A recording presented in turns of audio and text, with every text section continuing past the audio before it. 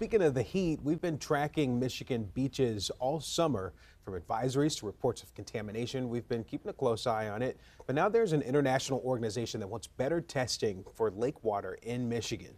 The International Joint Commission is a collaboration between the United States and Canada. The group reports of the nearly 600 beaches in the state, about 200 were monitored for bacteria last year. The agency is also calling for more accurate forms of water testing with quicker results. Take some water quality testing, they'll send it to the lab, they'll use petri dishes, microscopes, right? We've got to culture the bacteria to figure out how much was there. And then the next day, maybe 24 up to 48 hours later, they can determine if the amount is too much in the water, it exceeds those thresholds. So there's that time lag between when the water is tested. And so sometimes, unfortunately, today's beach closure advisory is based on yesterday's water quality problem. The group tells CBS News Detroit that they are also pushing for a large-scale study of the entire Great Lakes Basin to better understand our water quality and to prevent people from getting sick each year during that summer fun. And August is Water Quality Awareness Month, so tonight we continue the conversation about the importance of protecting our water sources. Let's bring in international expert in water microbiology and MSU professor Joan Rose. Thanks for being here. Well, thanks for having me. So when it comes to this testing and making sure that the water is in the state that it should be, how important would you say that process is? Well, testing is very important. If we don't monitor, we don't know where we are. I mean, you know, there's been a real a threat all around the world to water quality, and climate change is only making it worse. Yeah, and as that continues to be a problem, what sorts of effects could we see as a result of that? Well, I'm a public health water microbiologist, and we study waterborne diseases. So people can get sick, they can get gastrointestinal illness. I'm sure you heard about the two swimmers who swam in the Seine and came back with an illness. But beyond just diarrhea, you can get eye infections, ear infections, skin infections, and respiratory infections. Many of these pathogens come from sewage and untreated sewage.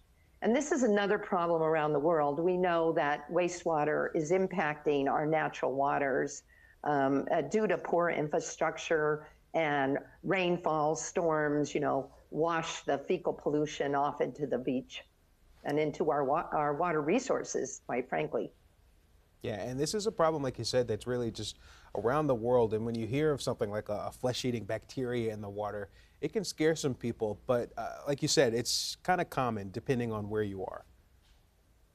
Yeah, I mean, we're seeing, you know, new real concerns. I mean, there was a blob of algae that you could see from outer space coming towards the beaches, and it landed in Florida.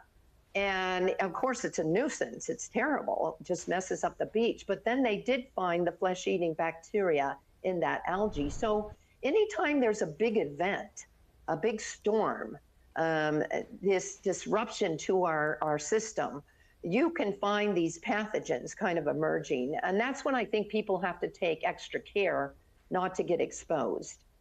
Yeah, and we mentioned the International Joint Commission, that group pushing for better testing, more accurate tests, and also quicker results.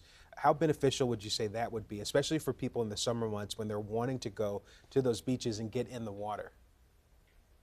Yeah, so we have the lab capacity, and right here in Michigan, we have a group called MyNet, and it's a group of laboratories that monitors the beaches, and they have the advanced rapid technology, and they can take a water sample and get the E. coli result in 4 hours. So this is a huge advantage.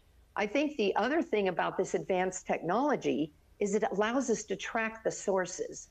So say you have fecal pollution, where's it coming from? Is it coming from a leaky sewer, a combined sewer overflow, a septic tank, birds on the beaches? Now we can track it and we can sort out what the problem is to try to fix it. Yeah, I've lived in coastal cities before, and I've seen cases where there is an advisory in place, and sometimes people will get in the water anyway. How dangerous is that? Yes. Well, I do think people should heed the warning signs. This comes from, many, many years of study, uh, both in terms of water quality testing and finding pathogens present, but also studying the swimmers. And what they found is that the higher the fecal pollution, the more likelihood you are to get sick if you go into the water. So I've seen the same thing where there's a sign there, but it's a hot day and people still get in the water.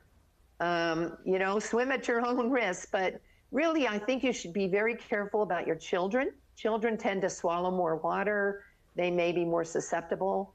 So you should really heed the signs, especially if you are in a sensitive population. All right, is there anything else you'd like to add tonight? No, I'm really pleased that we have events where we can shine the light on water quality, and that's from our source water and our watershed all the way to our tap water. And mostly it means that if we assess, we monitor, we can then know how to better protect and restore the water quality, and especially here in the Great Lakes, because our water is so important to us. Yeah, and this is such an important conversation to have. Joan Rose, thank you for your time. Well, thank you for having me.